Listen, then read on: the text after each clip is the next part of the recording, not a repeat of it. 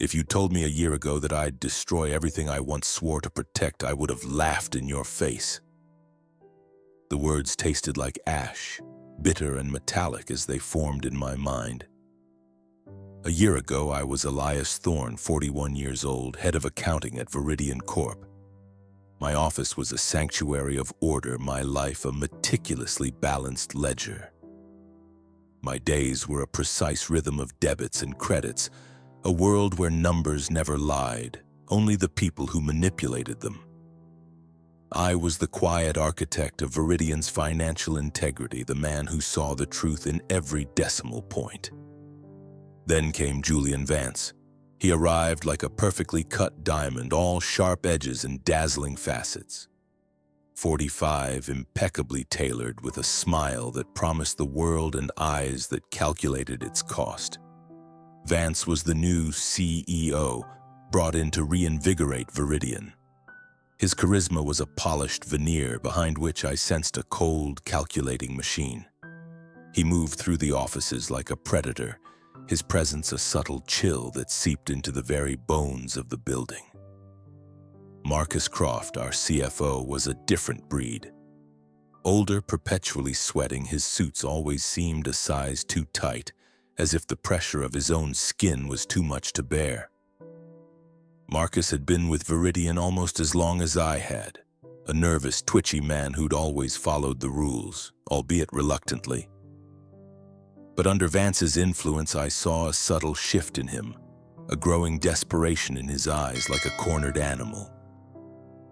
The summons came on a Tuesday morning, a crisp digital ping in my inbox.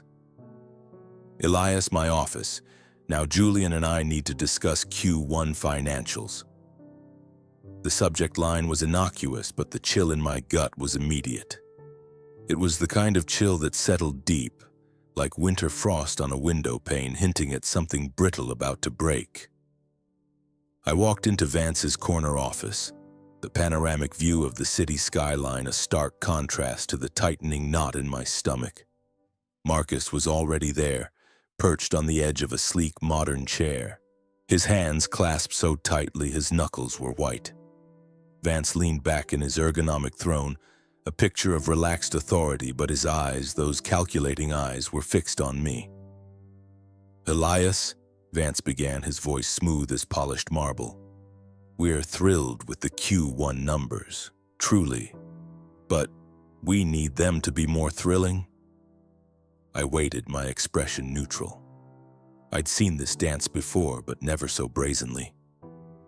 "Our projections," Marcus interjected, his voice a reedy whisper.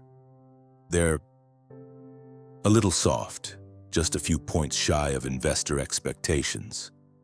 And we can't have that, can we, Elias?" Vance's smile didn't reach his eyes.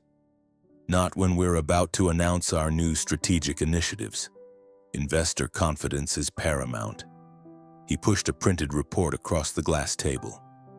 "We need you to adjust these figures, reallocate some expenses, perhaps accelerate some revenue recognition, just enough to hit our targets. A little creative accounting, as it were." My gaze dropped to the report.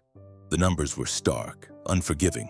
Viridian had missed its targets, not by much, but enough to matter. Enough to trigger a dip in stock price, a ripple of doubt among the analysts. "Julian," I said, my voice steady, though my heart hammered against my ribs like a trapped bird. "You know our policy. I don't falsify reports. The numbers are what they are. To manipulate them would be fraud." Vance's smile vanished, replaced by a look of cold amusement. "Fraud? Elias, that's a rather strong word. We're talking about optimizing our narrative. Every company does it."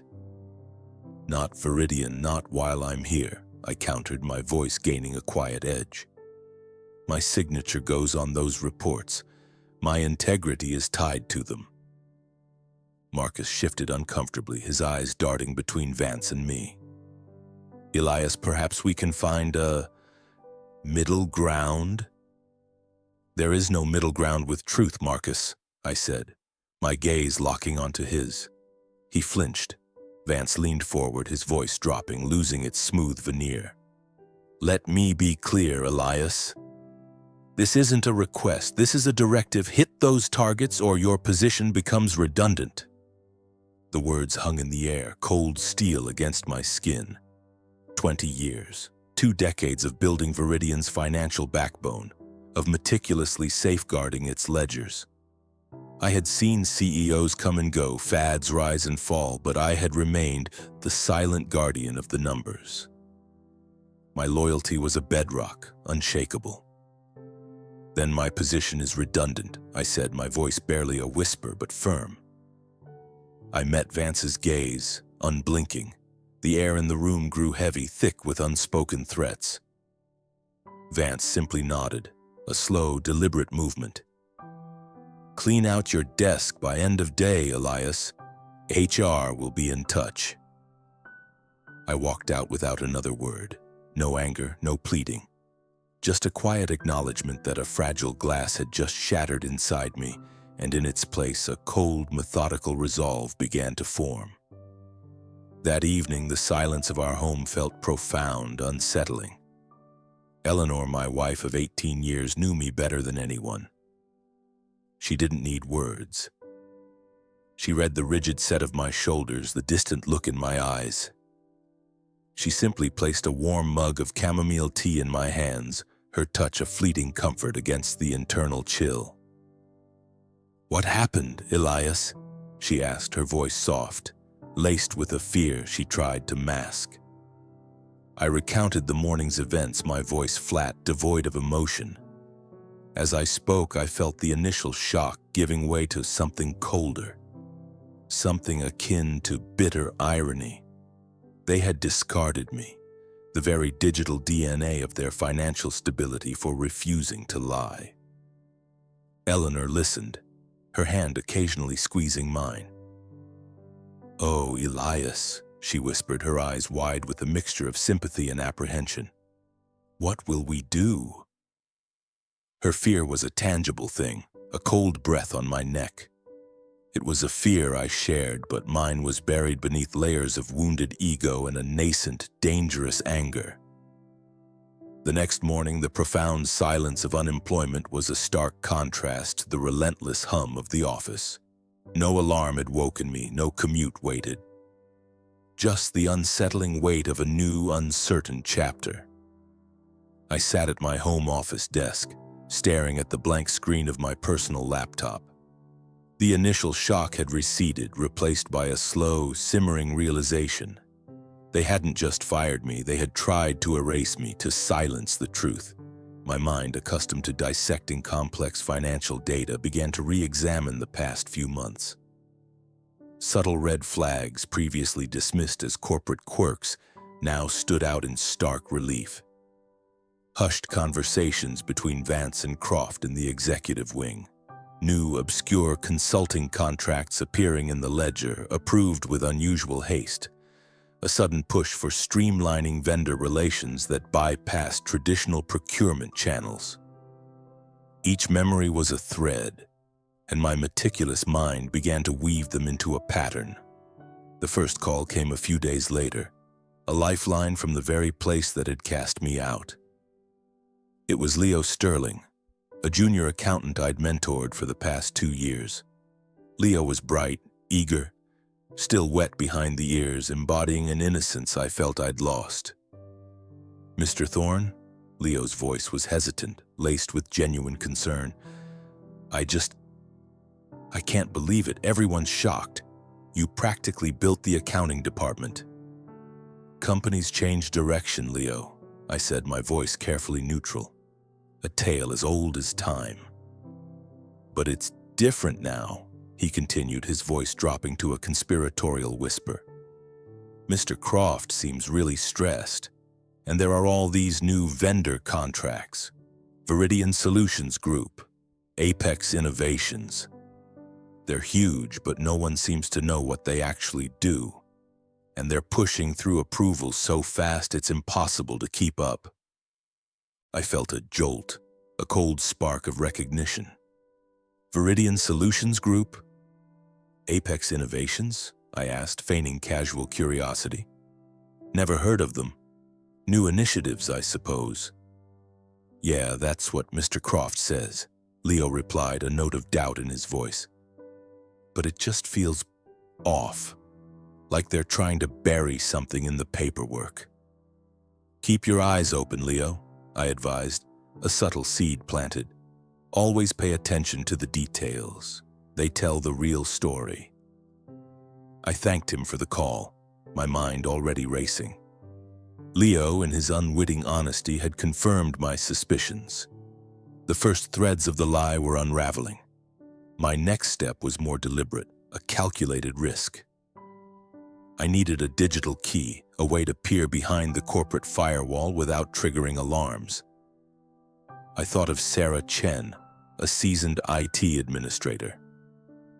Years ago, I'd helped her navigate a complex audit, protecting her from a minor oversight that could have cost her job. She owed me a favor, not a spoken one, but an unwritten rule of professional solidarity. I called her personal cell. Sarah, Elias Thorne here, hope I'm not bothering you. Elias, no, not at all. Heard what happened. Total garbage. You were the only one who actually understood how things worked around here. Her voice was genuinely sympathetic. Thanks, Sarah. Look, I have a strange request. I'm working on a personal project, a sort of historical data analysis. I was hoping to get access to some archived system logs, non-sensitive stuff from about 4 years back. Nothing that would raise flags, just old, dusty data. Think of it as a historical curiosity. I chose my words carefully, making it sound innocuous, deniable. A pause. Old logs, huh? You know I can't just give you access, Elias, not officially. I know, Sarah, that's why I called you. I trust you, and I know you understand the value of historical continuity. I let the implication hang in the air, the value of a favor repaid, of loyalty to a person, not a corporation. Another pause, then a sigh. All right, Elias, I can set up a temporary read-only access to a specific archive server. It's isolated, rarely accessed. It won't be traceable to me, but you have to be careful. No funny business. And it's gone in 48 hours. 48 hours is all I need, I said, a cold smile touching my lips. Thank you, Sarah. You won't regret it. The next 2 days were a blur of cold, meticulous work. With Sarah's temporary access, I became a ghost in Viridian's digital machine. I burrowed deep into the archived financial records, cross-referencing vendor IDs, payment dates, and approval chains. The shell companies Leo mentioned, Viridian Solutions Group, Apex Innovations, were indeed there, their invoices inflated, their services vaguely defined. I found payments for strategic market analysis that mirrored reports I knew our internal team had already completed. Software integration services for systems that hadn't been updated in years. Consulting fees that dwarfed the actual work described. It was a masterpiece of corporate deceit, elegant in its simplicity. They weren't stealing, they were simply overpaying for phantom services, bleeding the company dry from within. The numbers added up, not in hundreds of thousands, but in millions. A cold, hard ledger of fraud. My initial estimate of a few million quickly swelled. 5 million. 7. Then the chilling realization. Over the past 2 years, nearly $10 million had been siphoned off.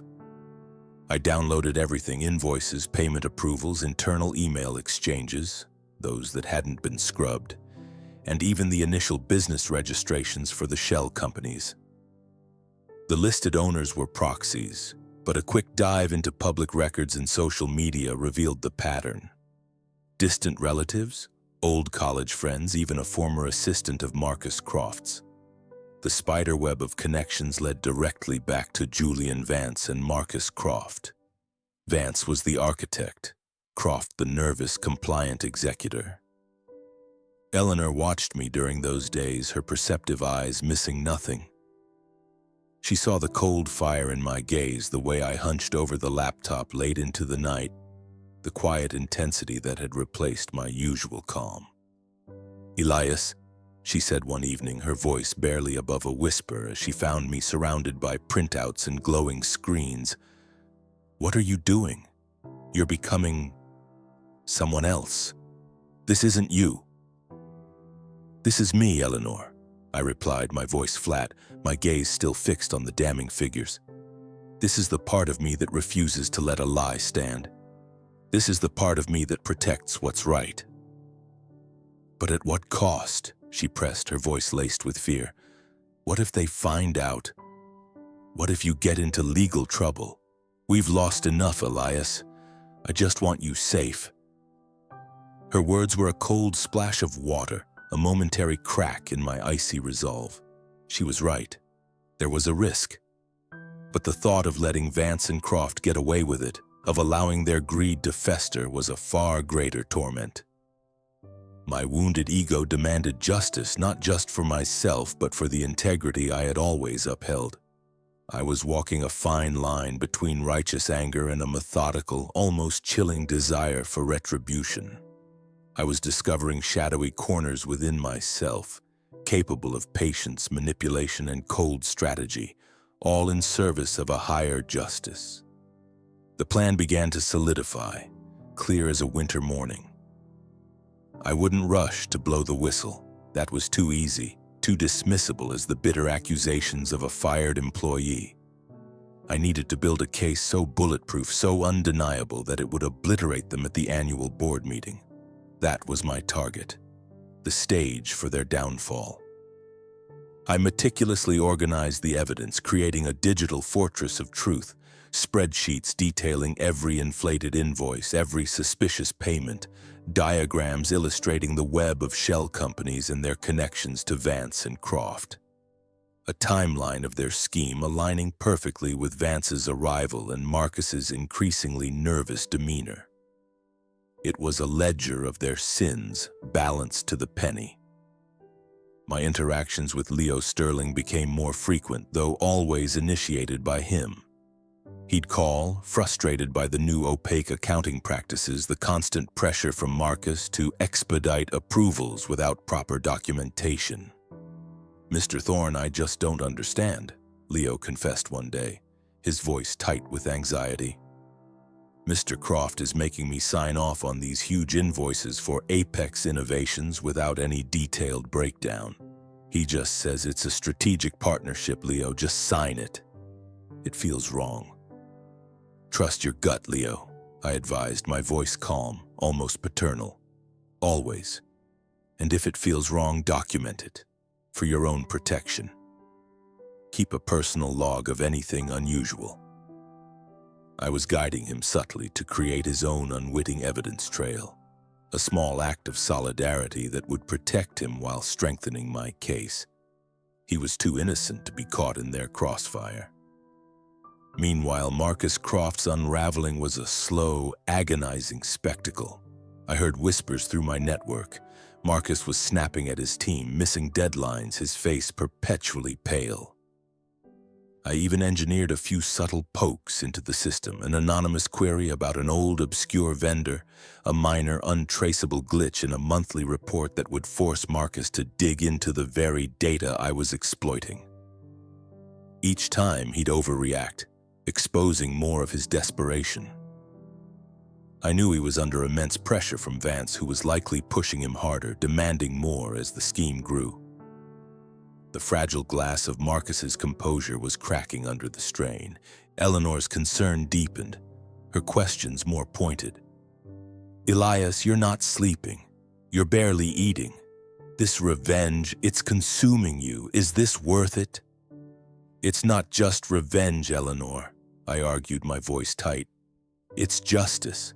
It's about restoring balance to the ledger. They broke something fundamental and I'm fixing it." But even as I said the words, I felt the cold, hard truth.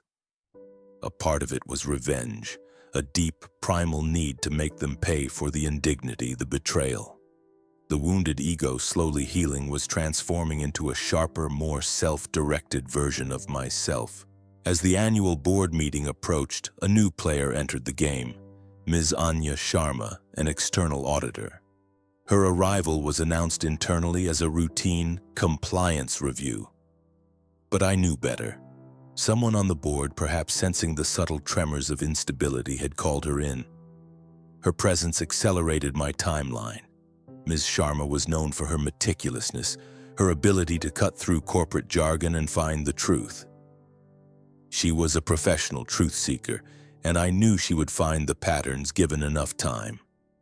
But I didn't want to give her time. I wanted to control the narrative. It was time to bring in my key ally, Dr. Eris Thorne. Not related to me, but a mentor from my early days at Viridian. Dr. Thorne was a retired economics professor, now an elder statesman on the board, known for his unwavering integrity and sharp intellect. He was the kind of man who actually read audit reports, who asked the difficult questions that cut through the polished PowerPoint slides. I arranged a discreet meeting at a quiet, unassuming cafe far from the corporate district. I brought with me a sealed envelope containing not my full report, but a concise, compelling summary. A teaser designed to pique his interest without overwhelming him. It outlined the suspicious vendor payments, the unusual approval chains, and the rapid increase in consulting fees. I omitted the direct links to Vance and Croft for now, letting the numbers speak for themselves. "Elias," Dr. Thorne said, his voice calm, his eyes sharp behind his spectacles. "Heard you left Viridian. A shame. You were always the bedrock of that department." "Not by choice, Dr. Thorne," I replied, pushing the envelope across the table. "I need your eyes on this. It's about why I left, and it's important. Urgent." He opened the envelope, his brow furrowing as he scanned the summary. His gaze sharpened, moving from line to line, his mind already connecting the dots. "Unusual," he murmured. "Very unusual. These figures, they don't align with anything I've seen in the quarterly reports." He looked up, his gaze piercing. "What exactly am I looking at, Elias?"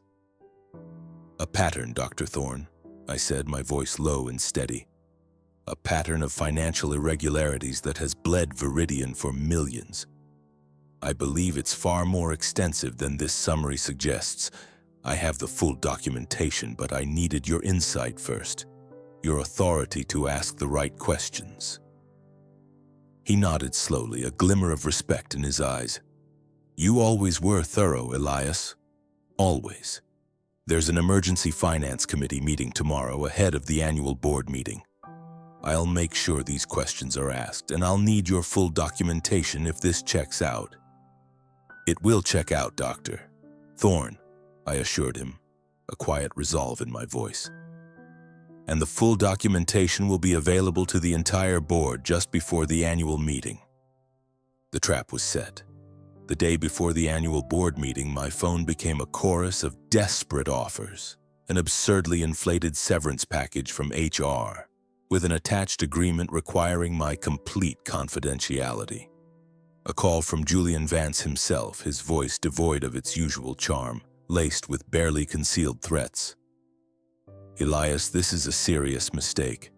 You're playing with fire. We can make this right. A glowing reference, a comfortable exit. But if you persist, we will pursue legal action." "You already did that, Julian," I replied, my voice calm, almost disarmingly so. "You fired me. My part is done."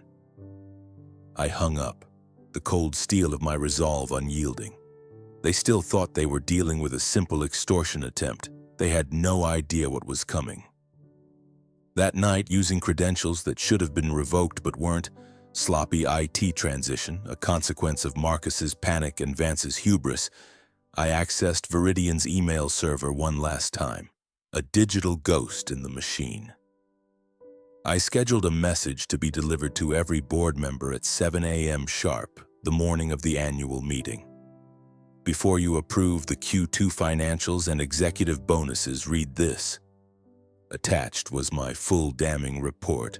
The spreadsheets, the diagrams, the email exchanges, the business registrations linking the shell companies directly to Vance and Croft's associates. It was a digital bomb, timed to perfection. Friday morning dawned clear and bright, a new day. I sat on my porch with a cup of coffee, watching the neighborhood wake up, the sounds of distant traffic a gentle hum. No alarm clock, no commute, just waiting. At precisely 7 a.m., my scheduled email delivered its payload to the board members, a digital bomb landing in their inboxes. By 7:15, my phone began to buzz. Numbers I didn't recognize, likely board members' assistants scrambling, their voices undoubtedly tinged with panic, trying to reach me. I let them all go to voicemail. At 8 a.m., the Emergency Finance Committee meeting would begin. Dr. Aris Thorne would be there, armed with my documentation, watching reactions as my email was discovered and discussed, a silent observer of the unfolding drama. At 8:32, Liam texted, his words breathless. "Mr. Thorne, what did you do? Police are here. Mr. Vance and Mr. Croft are being questioned in separate conference rooms. Ms. Sharma, the auditor, looks like she's about to faint. Everyone's freaking out." I didn't respond. The wheels were turning exactly as I'd anticipated, like a perfectly synchronized clockwork mechanism. By 9 a.m., Viridian's general counsel called. Unlike the others, I answered this one. "Mr. Thorne, this is attorney Helen Davies from legal.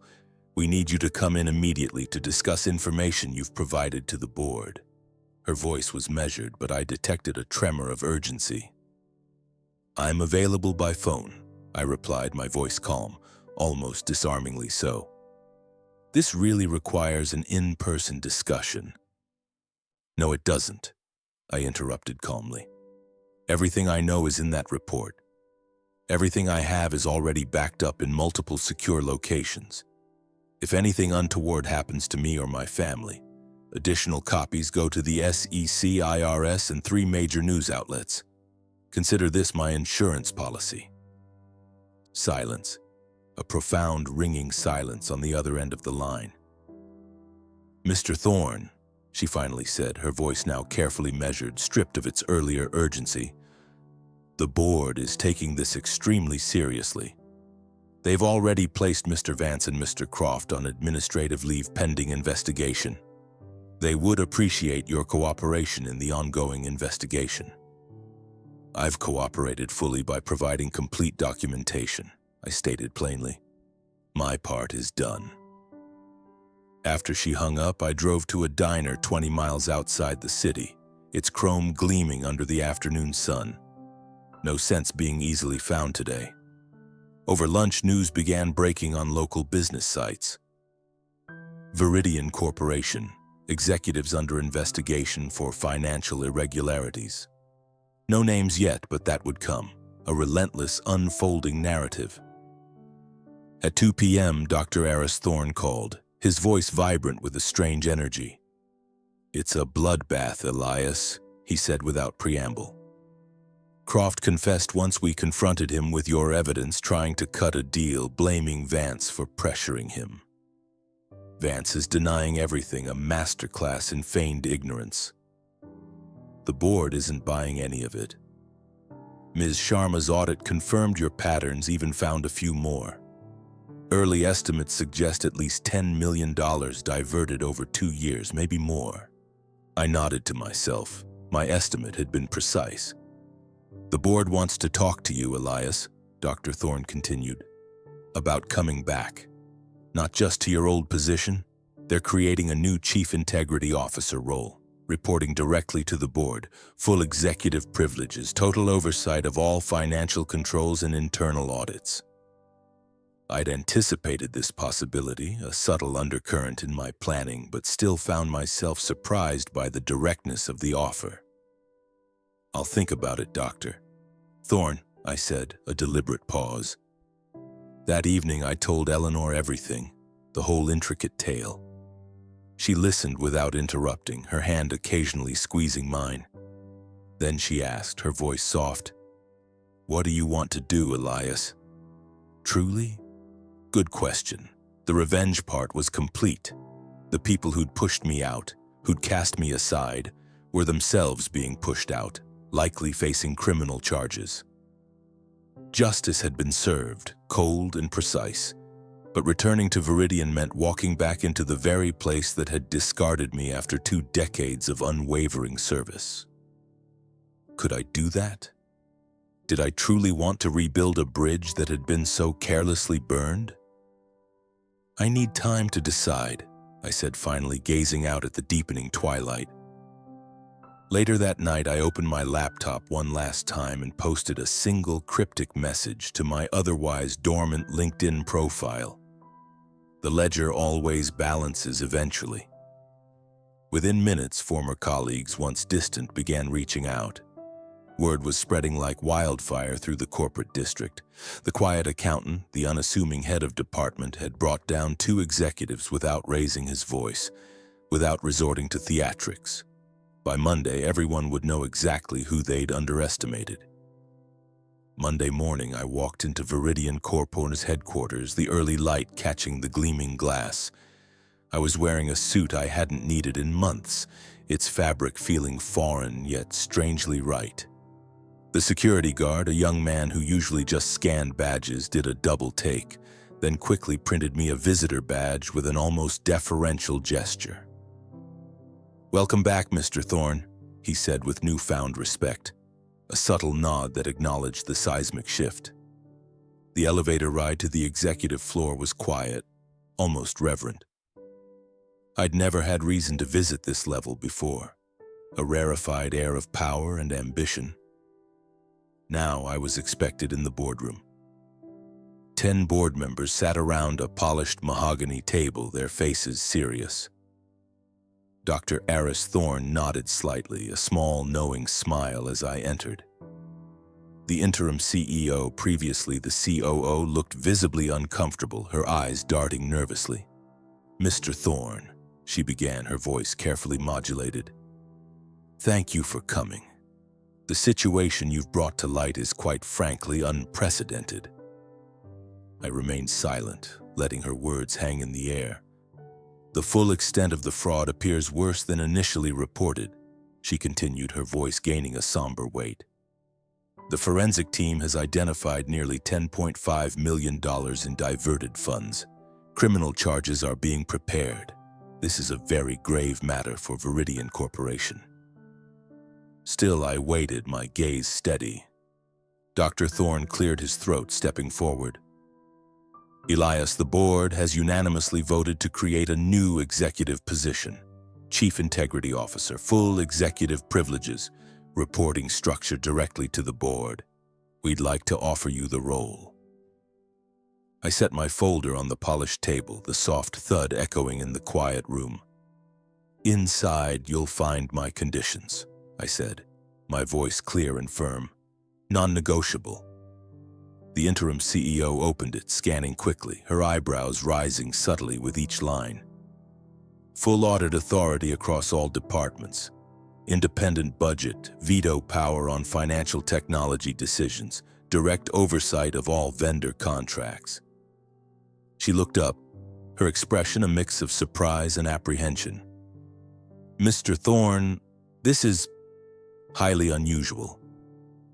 "So was embezzling $10.5 million, I replied, meeting her gaze, my voice unwavering.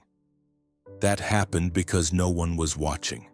Now someone will be, with full authority, no more fragile glass facades."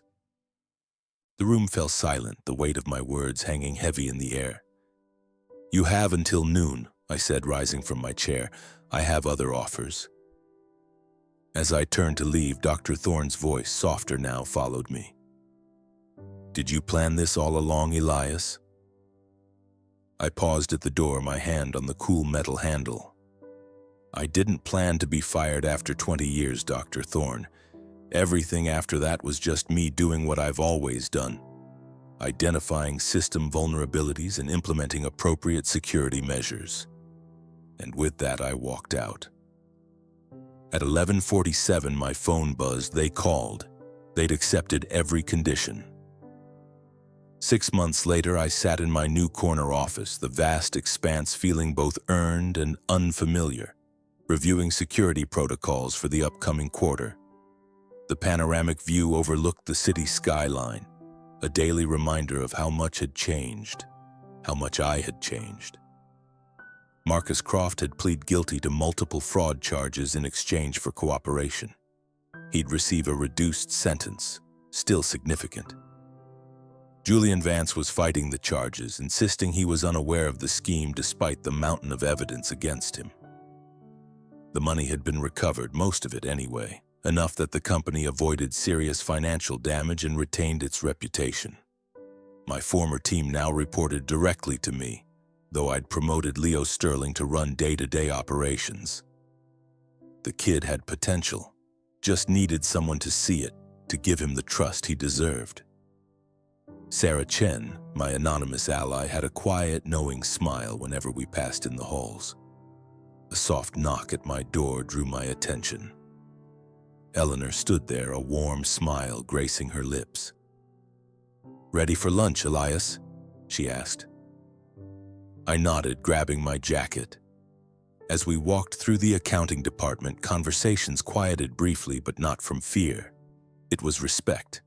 These people knew what had happened, knew I could have utterly destroyed the company, but instead I had chosen to save it, to rebuild. In the elevator, Eleanor squeezed my hand, her eyes searching mine.